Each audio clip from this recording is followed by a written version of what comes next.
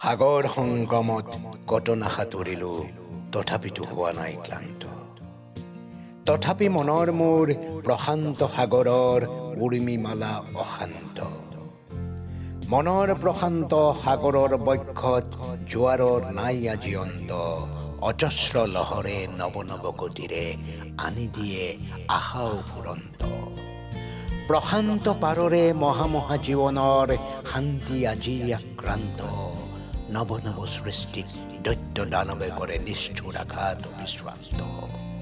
সেয়েহে মনৰ মোৰ প্ৰশান্ত সাগৰৰ উৰ্মিমালা অশান্ত।